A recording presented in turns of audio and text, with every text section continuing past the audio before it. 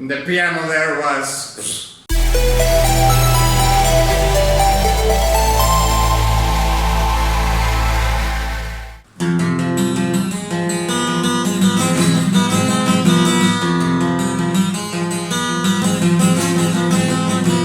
Greetings Wanderer, this is Atlas here and welcome to the Void.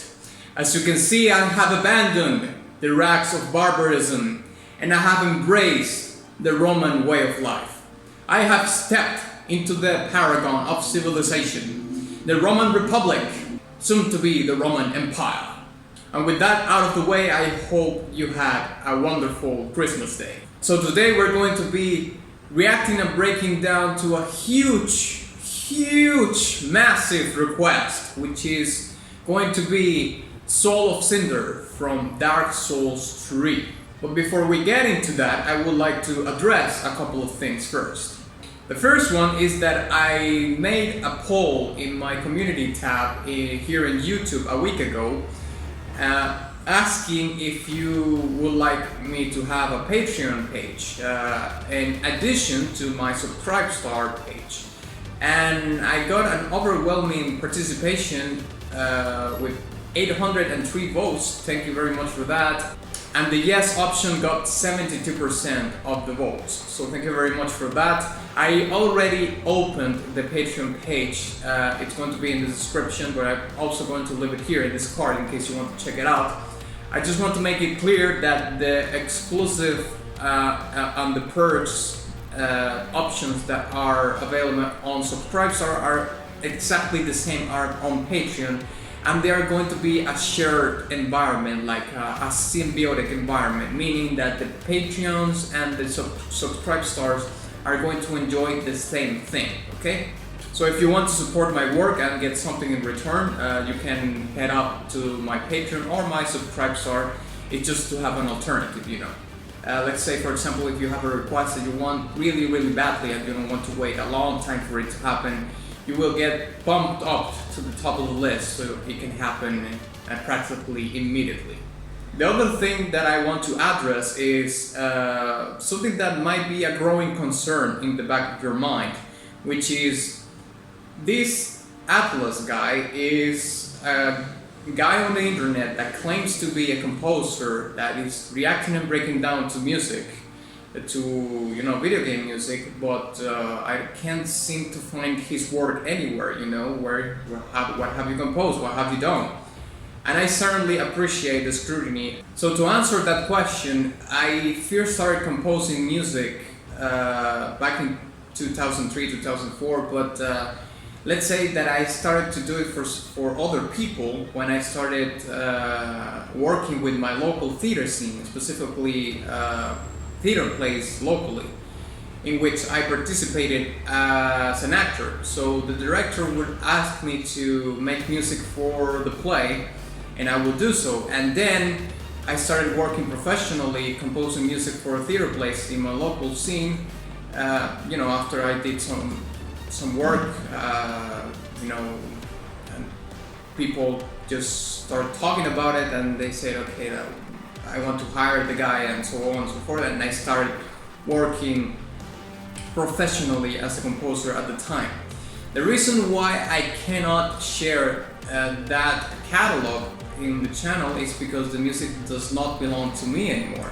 So I worked into that for a while, but then I completely stopped and I ventured myself into things that were not my calling, that had absolutely nothing to do with music or acting or any arts whatsoever. But my goal now is to get back into the game again, but this time one of my goals is to compose music for video games.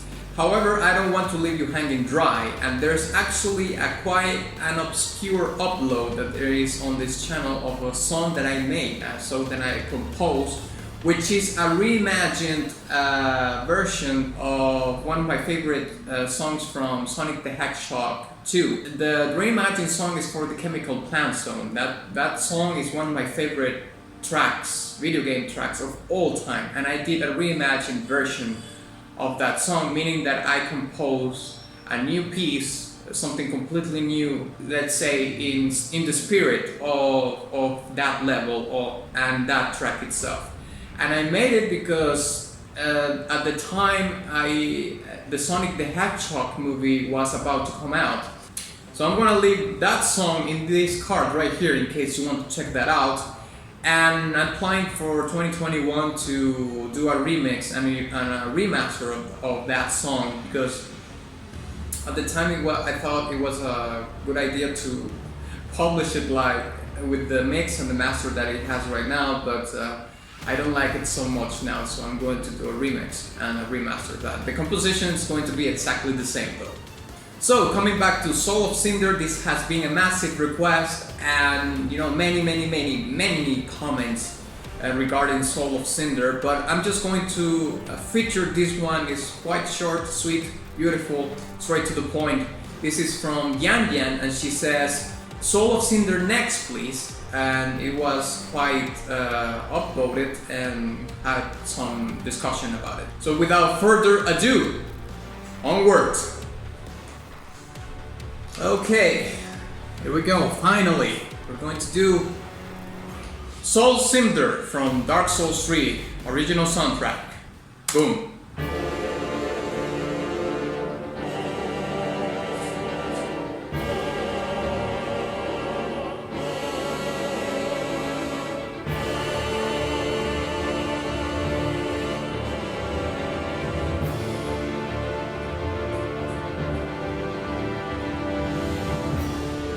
The brass, the massive brass is always a tell.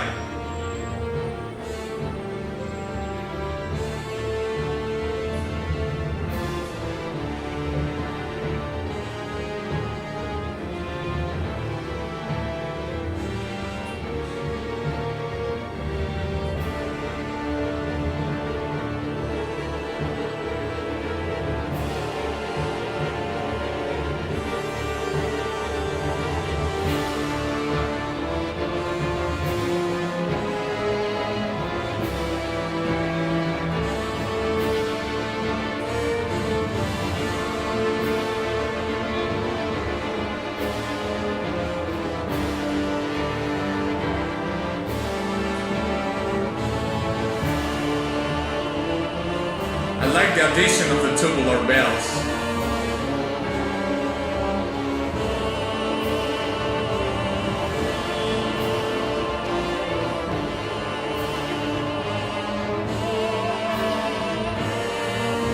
It's building up to something, like this whole section.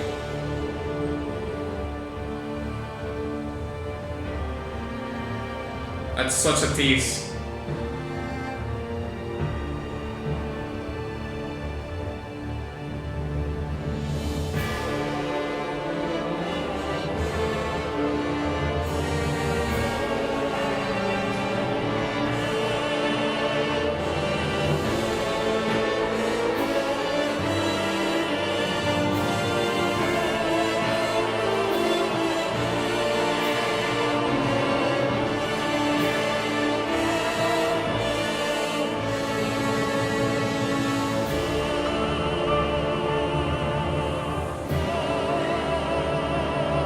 The piano there was...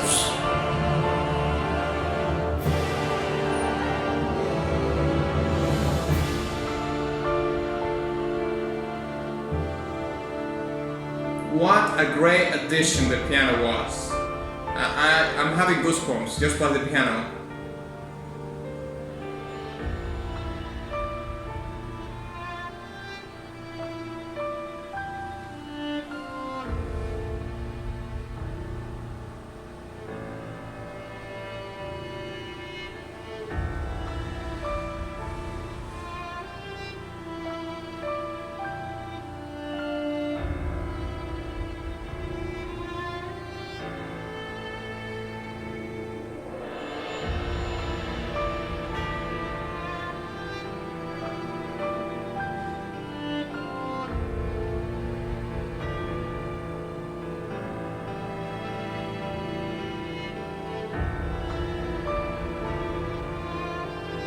That was so fantastic that he added another layer in this part, but it was just the tubular bells.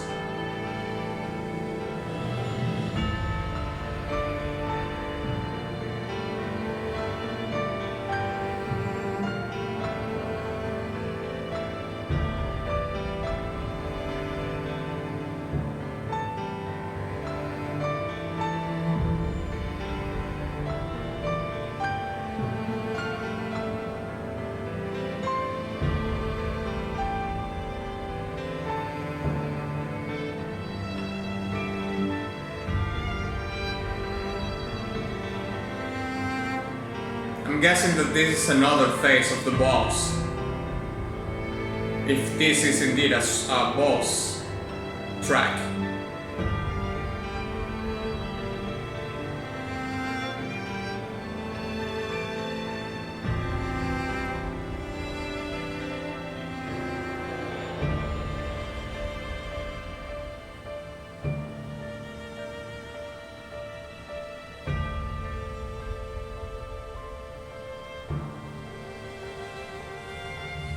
Such great dynamics in the piano. You know, you can hear the amount of energy that goes into playing lighter notes while the string section takes more charge.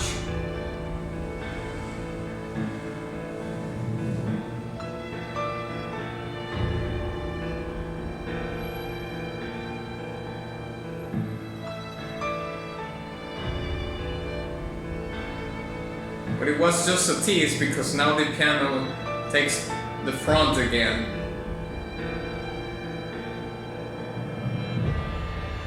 That was a great decision.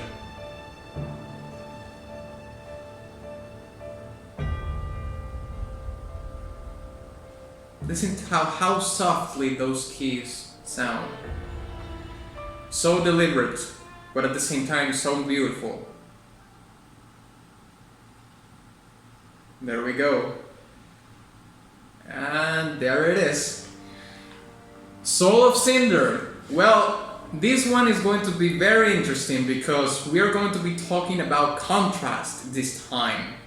I've talked previously about tension, how in this original soundtracks you can hear how the composer builds the tension, and of course there's some tension in this particular track, which probably I'm going to talk briefly about it, but I think that the main thing in this track is the contrast in between parts. Because the first half of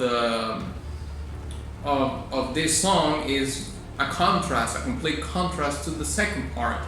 And I was told that Lord of Cinder was like a contrast to the whole soundtrack of Dark Souls.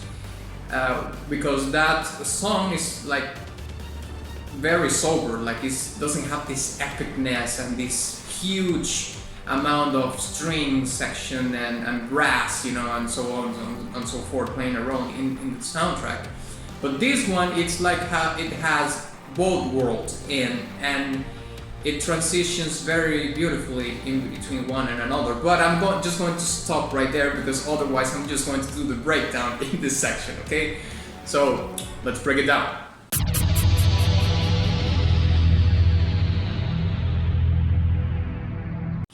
Okay, so I have a couple of notes here, and the first thing that I would like to address here is the brass, and you know the brass and the strings, but mainly the brass section, because this song, like I was mentioning before, is divided in two parts, and it's funny enough, I was talking about how the brass represents to me as a listener, but also as a composer, meanness and epicness, and I talked very more thoroughly into that in a breakdown that I did for Dragon Quest, and I'm going to leave that breakdown right here in this card in case you want to check it out. But you know, this song starts, you know, right in your face, like it doesn't give you any I don't know, sign that it's building up or anything. It's just blasting right on with the brass and the strings. And for me, the brass section is such an incredible part of an orchestra, because the brass is what gives you the volume and the epicness and the meanness of you know the song. Brass equals that to me, and the string section equals elegancy and refinement. You know, it's a more refined sound. Now, one great addition that this composer has in this particular song is the tubular bells. And you know, to me, tubular bells have this very harrowing sound. It doesn't even matter if you listen to them in a Christmas song or anything, because they have this sound that I cannot describe. I cannot describe it better with that word. You know, they sound harrowing. It doesn't even matter if the song is a happy song or a you know, a sad song or a scary song or whatever it may be. Tubular bells have that quality in their sound, and they play a perfect role in this particular soundtrack, because I'm not even talking about the boss itself, I'm talking about the concept and the idea of the video game itself. I mean, it's called Dark Souls. You know, there's nothing happy happening in the title of the video game. And although I haven't played the video game itself, I have seen gameplay. You know, it's all about darkness and grimness. It's like Warhammer 40k, but set in medieval times or something like that.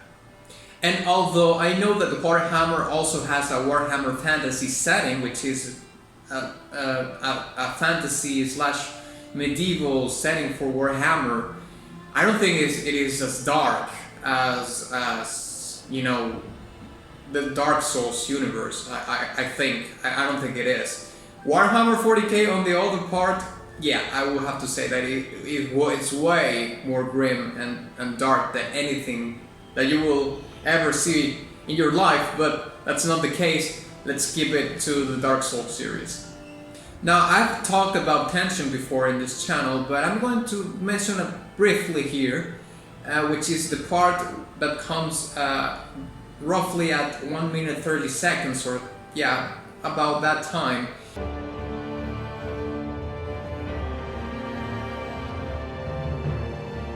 Where everything gets a little bit more sober, and that gives you kind of the wondering of what's coming next, and that's the tension that is built in that part alone.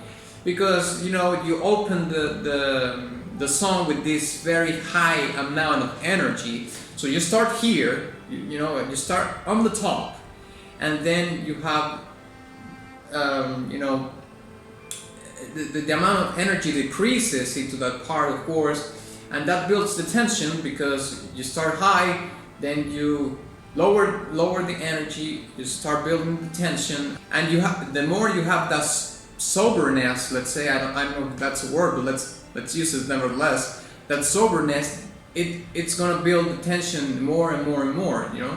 It tricks you, because you think that after that part there's something even greater or something with more energy is going to come after that, but the composer plays with your feelings, let's say. I'm just gonna play with you, and it comes back to the same premise. Also, these kind of sections serve a purpose of not exhausting the ear of the listener, you know, because sometimes these songs that are always so epic and so, you know, high energy, massive all the time, can be very tiring to the ear.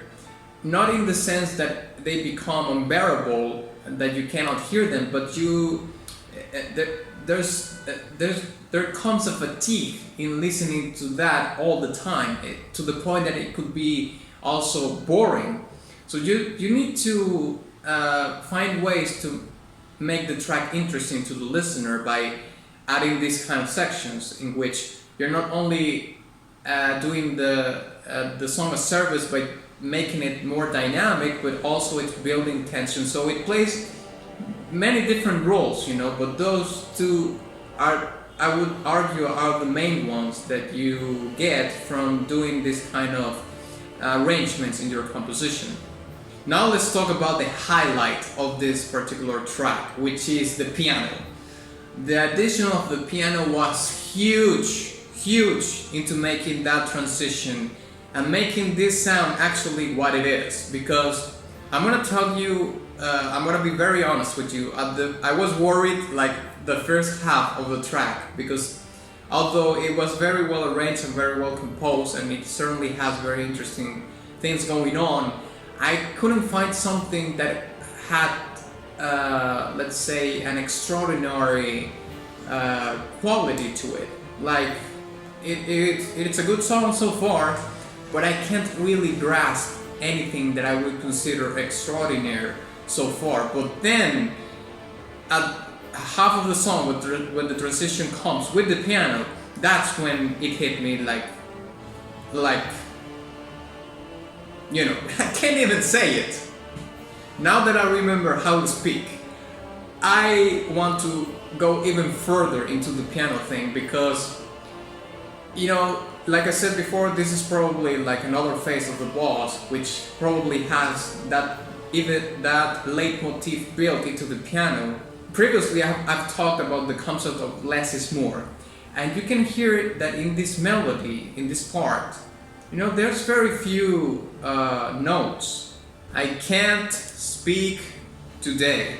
Signed, Atlas. So what I was trying to say is that the melody of the track is very simple, but at the same time does what it needs to do so well.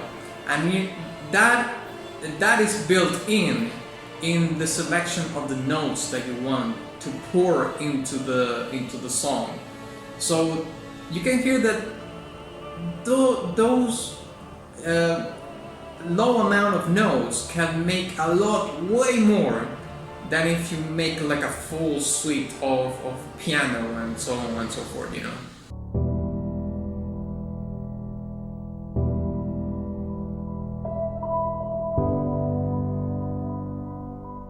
Another thing that I liked about the piano was how the composer arranged the intensity of the notes, because you can hear that the notes that are played on a lower register, which will be like the bass part or the rhythmic part, however you want to consider it. You know, they are played in different intensities, and sometimes they are played in such a softly manner that's what gives it the human touch. You know, the arrangement is there. You know, those notes are played purposely to create an effect in many different ways. It creates these very interesting dynamics in the piano, but also amounts and builds up so much with the contrast that I was talking about. You know, that adds so much to the contrast of the song from the first section to the second section, or the first act to the second act, that I would argue that those, you know, little details and like the intensity of a note can make day or night in between a section of a song and another. And to end my commentary about the song, I think it's very important for me to mention this, that instruments can interchange their leading role. You know, sometimes ego can get in the way of making a great song, and you have to be very, very aware of what are you doing, what's the presence that you have of your instruments, you know. If, for example, imagine that in that second section the piano was not the leading part, or took the leading role, but he decided to make the strings the leading role, or what would have happened if the timpani in that section was louder than it was in that section, you know, which is the percussive instrument that we hear in very short bursts, very quietly, very softly, but it's there. But the amount of energy, let's say, or the intensity on the way that those notes are played in that instrument work perfectly for the support they need to be. It's the support that instrument needs to provide to the leading instrument, or the instrument that is playing the leading role in that section, which is the piano. So I think it's very important to listen to the song and figure out why I'm giving this instrument more presence. Is it because something that I really want, or is something that the song needs? Because it's two completely different worlds. The things that you want and the things that the song needs. Now, those two things sometimes are the same thing, and they play a symbiotic relationship in between them, and they serve the song well. But I think, at least I've learned this due to trial and error and scrutiny, outside scrutiny, and so on and so forth, that sometimes what you want as a composer doesn't mean that that's what the song needs, and that's where your ego comes in. Now, of course, it's fabulous when people gives you the validation for making a great song. A decision in the arrangement and the composition side of the song that is rooted in your ego can very potentially ruin a song for you.